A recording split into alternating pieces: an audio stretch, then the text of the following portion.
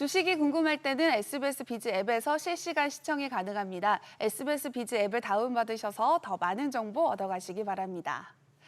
자, 우리 시각으로 오늘 새벽 이재명 대통령과 트럼프 미국 대통령과의 한미 정상회담이 있었습니다. 여러 가지 경제에 관한 논의들이 이루어질 예정이었는데요. 자, 어떤 이야기들이 오가는지 궁금하네요.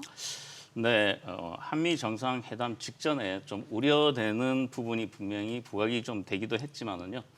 한미 정상은 예정 시간을 넘기면서 마무리되는 모습을 보여주었습니다. 한미 정상회담에서는 주한미군 기지 부지 소유권 요구와 북한 김정은 위원장과의 만남 추진 등의 이야기가 나왔고요.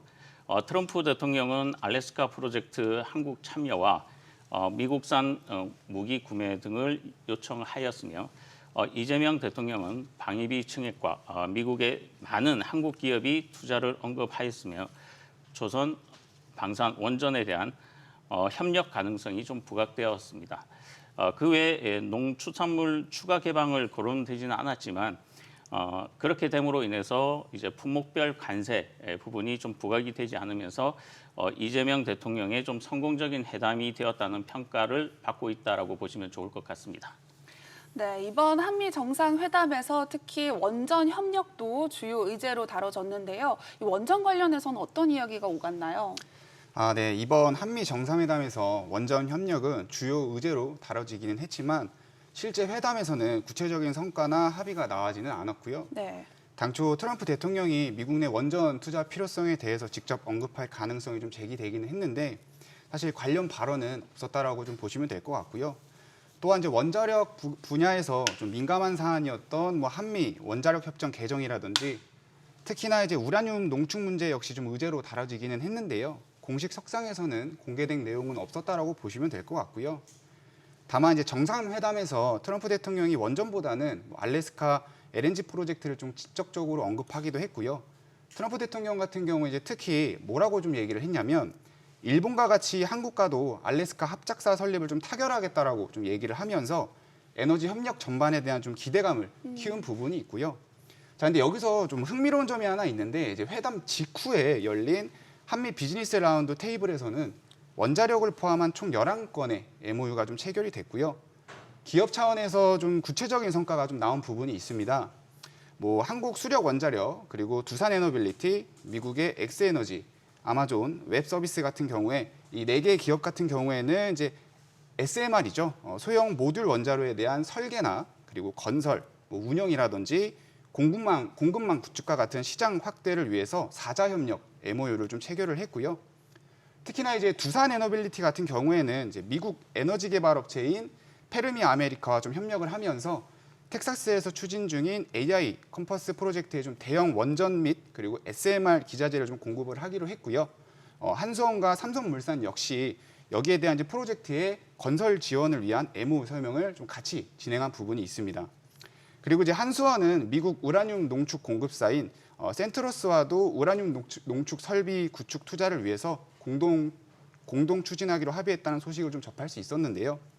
결국에 이번 정상회담과 또 MOU 체결을 좀 종합적으로 한편 살펴본다라고 하면 원전을 포함한 에너지 협력이라는 큰 틀 속에서 좀 기대감이 지속적으로 이어지는 부분 생각해 볼 수 있을 것 같고요.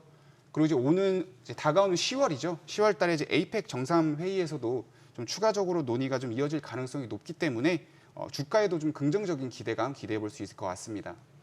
네, 특히 정상회담 이전에 트럼프 대통령이 우리 정부에게 이 원전 건설에 동참을 해달라고 이야기를 하면서 주목을 받기도 했었는데요. 자, 이렇게 된다면 세계 최대의 원전 시장인 미국 시장에 진출을 할 수 있게 되는 거잖아요. 네, 결론부터 좀 말씀을 드리면 네. 성사 가능성이 좀 높다라고 말씀을 드릴 수 있겠습니다. 미국과 한국이 원전 분야에서 손을 잡는다면 조선 협력을 넘어서는 큰 그림을 좀 그릴 수 있을 것 같은데요. 미국은 여전히 세계에서 가장 큰 원전 시장이고 탄소 감축과 에너지 안보 문제 때문에 원전 확대가 불가피하다는 전망이 많고 한국 입장에서는 일단 그 시장에 본격적으로 들어갈 길이 열릴 수 있기 때문에 서로 윈윈 전략이 가능하다고 보고 있는 것입니다. 트럼프 대통령이 한국에 직접 미국의 원전을 지어달라고 언급한 것을 보면 미국의 한국에 대한 건설 기술과 운영 경험을 상당히 높게 평가했다는 걸 알 수 있는 대목인데요. 최근에는 한수원과 미국 웨스팅하우스가 공동 합작사를 세울 수 있다는 얘기까지 나오면서 만약 이게 현실화된다면은 단순히 수주를 넘어 기술 운영을 함께 끌고 가는 구조라서 훨씬 안정적인 협력 관계가 될 것으로 보이고 한국 원전 산업이 이 글로벌 시장에서 성장하는 모멘텀이 될 것으로 전망이 됩니다. 결과가 어떻게 돼야 될지 계속해서 지켜봐야겠죠. 관련해서 업종 분석과 종목 분석이 필요하신 분들은 카카오톡 채널 주식이 궁금할 때를 검색하셔서 채널 추가하시면 더 다양한 정보, 많은 정보 만나보실 수 있습니다. 자, 지난주 주식시장에서 원전주가 단연 화제였습니다. 이 한수원과 한국전력이 미국 웨스팅하우스와 맺은 합의문이 공개가 되면서 좀 파장이 일기도 했어요. 원전 관련해서 좀 파장이 좀 컸었죠. 네. 네, 글로벌 합의문이 알려지면서 원전 세트가 그야말로 급락하는 원인이 되기도 하였는데요. 올해 1월 한수원과 한국전력, 미국 웨스팅하우스가 원전 수출과 관련된 글로벌 합의문을 맺었는데요.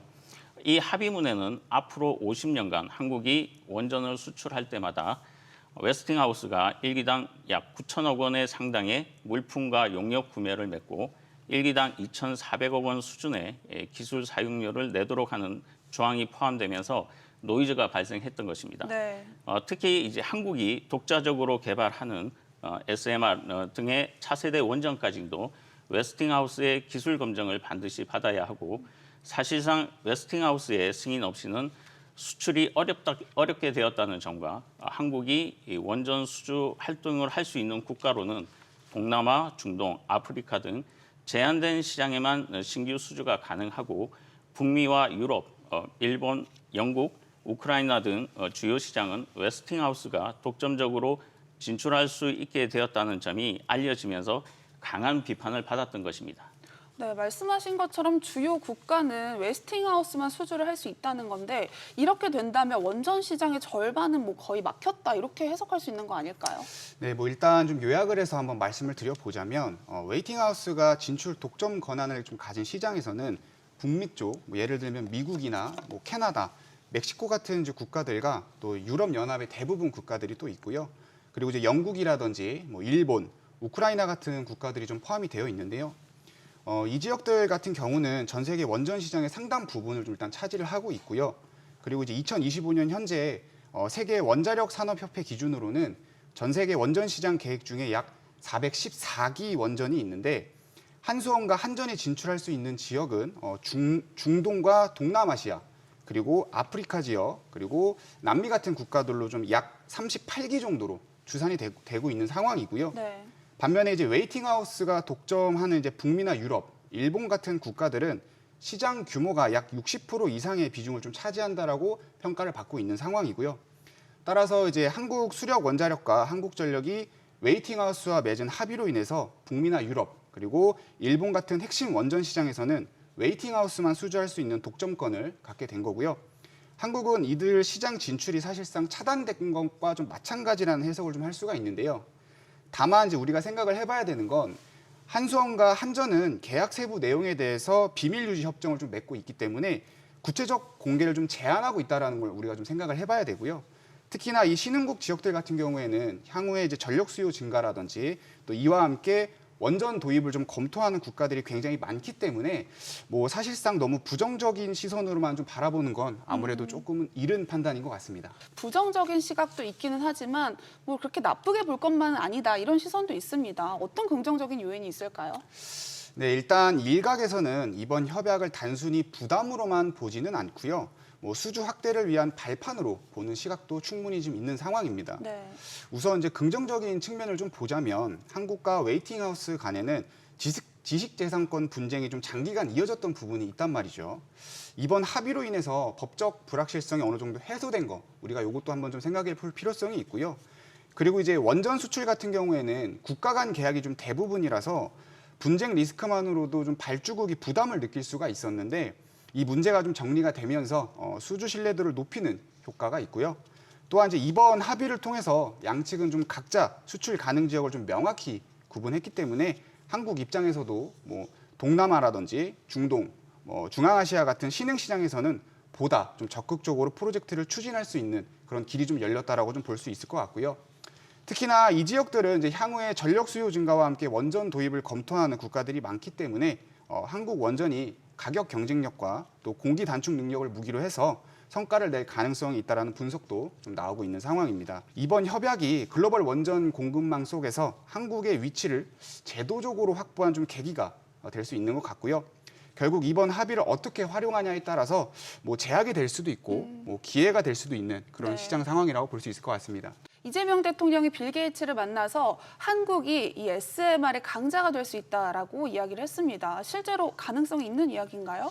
먼저 좀 결론적으로 좀 말씀을 드리면은 한수원과 이제 웨스팅하우스의 이제 합작 회사를 설립해서 원전 시장에 참여한다면은 SMR 시장에서 강자가 될 수 있을 것이라고 좀 보여지고 있습니다. 네.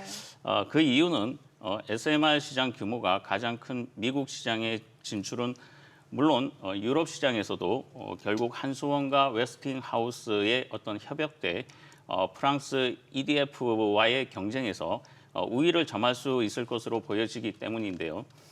특히 우리나라가 이미 대형 원전 기술력에서는 세계 최상위에 있기 때문에 이재명 대통령이 한국이야말로 SMR 강자가 될 수 있다라고 말하는 건 충분히 현실적으로 비전을 가질 수 있다라고 볼 수 있고요.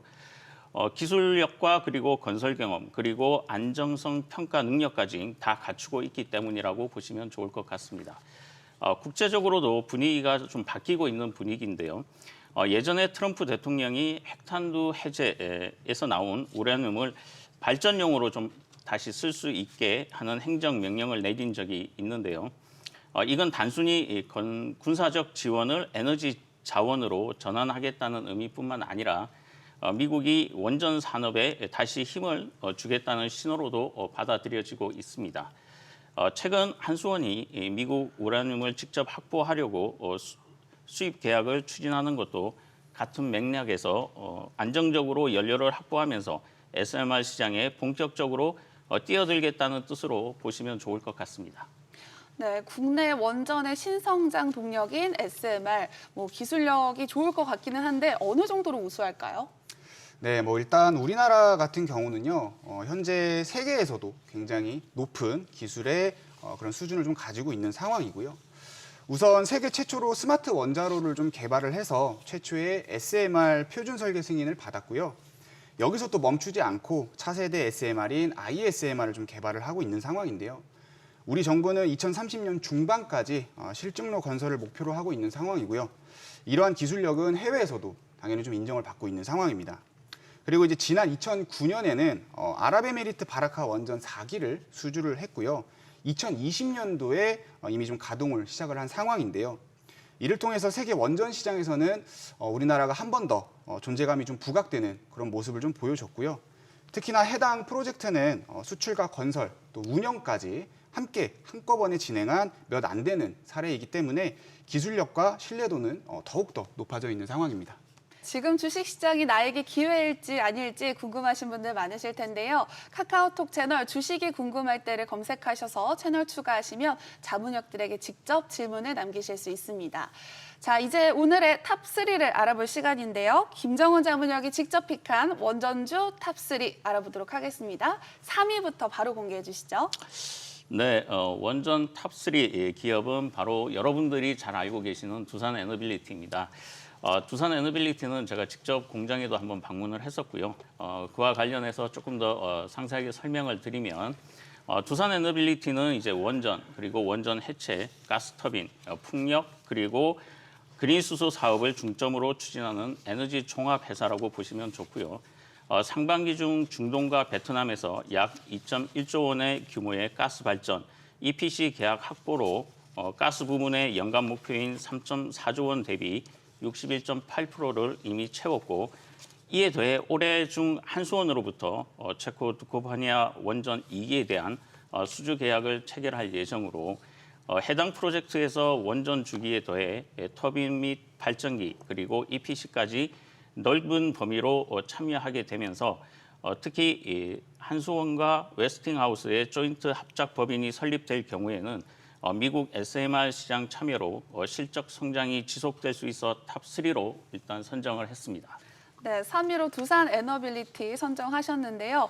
탑2는 어디일지 너무 궁금해집니다. 2위도 바로 공개해 주시죠. 네, 탑2는 한택입니다. 한택은 2025년 3월 상장된 기업으로 자동화 기업 장비와 반도체 부품 제조, 물류 자동화 설비 개발을 전문적으로 하는 회사입니다.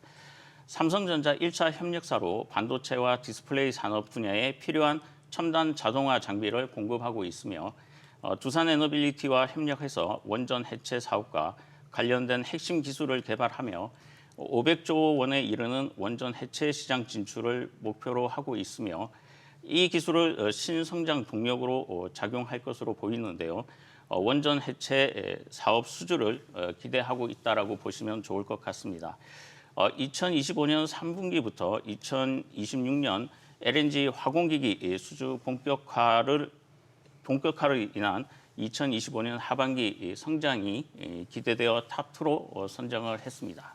네, 탑2는 한택이었는데요. 이제 탑1을 만나볼 시간입니다. 김정은 자문역의 마스터픽 함께 보시죠. 대망의 탑1의 종목명은 방송에서는 공개되지 않습니다. 오직 카카오톡 채널에서만 공개해드리고 있는데요. 지금 바로 카카오톡 채널 주식이 궁금할 때를 검색하셔서 채널 추가하시면 종목명 바로 확인하실 수 있고요. 분석 리포트도 만나보실 수 있습니다. 자, 이제 김정훈 자문역이 준비한 탑1의 종목명은 비밀로 하고요. 힌트부터 들어볼까요? 이 기업은 이제 한미 정상회담 최대 수혜주로 볼 수 있습니다. 왜냐하면 한미 정상회담에서 원전 그리고 조선 산업에 대한 협의 가능성이 높아졌기 때문이죠. 두 번째는 이 기업은 한수원에 원자력 부품을 공급하는 대표 기업으로 미국 기계기술자협회 인증과 국제 표준으로 현지 시장에 맞출 준비가 되어 있어서 원전 글로벌 밸류 체인에서 핵심 수혜주로 부각이 될 수 있으며 500조 원전 해체 시장 진입 준비가 완료된 기업으로 국내 최초 미국 원자력 인증을 받아 기술력을 인정받았고 원전 해체 기자재 시장에서 독점 공급 가능성이 부각되고 있어 새로운 성장 동력이 될 수 있을 것으로 예상이 됩니다. 이 기업은 원전 외에 방산과 에너지 기자재 그리고 전방 산업 회복에 힘입어 수주 잔고가 역대 최대치를 기록 중인데요. 하반기 실적 성장이 이 수주를 바탕으로 해서 부각될 것으로 전망됩니다. 네, 자, 이 기업을 특히 탑1 마스터픽으로 준비하신 특별한 이유가 있을까요? 네, 이 기업을 제가 마스터픽으로 정한 특별한 이유를 조금 먼저 말씀을 드리면 네. 이 기업은 이제 원전 관련 후발 종목으로 좀 부각이 되고 있고요. 특히 이제 국내 최초 미국 인증을 통한 기술력 우위를 가지고 독보적인 기술 신뢰를 가지고 있다는 점이고요. 500조 원전 해체 시장 진출과 독점 공급 기대가 부각되면서 초대형 성장 산업으로 평가를 받으면서 실적 성장이 지속될 수 있다는 점, 그리고 미국, 유럽, 아시아 등지에서 원전 기자재 공급망 확대 및 합작법인 운영으로 성장 궤도에 진입했기 때문에 탑1으로 제가 선정을 했습니다. 저희 채널에 들어오시면은 탑1 종목의 자세한 브리핑 외에 원전 산업에 대한 이슈와 대응 전략 그리고 리포트를 제공해 드리고 있으니까요. 많은 참여 부탁드리겠습니다. 네, 한미 정상회담의 최대 수혜주인 김정훈 자문역의 탑1의 종목명 어떤 종목인지 너무 궁금하실 텐데요. 지금 바로 카카오톡 채널 주식이 궁금할 때를 검색하셔서 채널 추가하시면 종목명 바로 확인하실 수 있고요. 분석 리포트도 만나보실 수 있습니다. 그리고 주식하시면서 차트 보는 법 어려우신 분들 많으실 텐데요. 차트에 대한 모든 것을 정리한 기초 전자책도 함께 드리고 있으니까요. 많이 받아가시기 바랍니다. 모든 투자의 최종 판단과 책임은 투자자 본인에게 있습니다. 늘 현명한 투자하시기 바랍니다.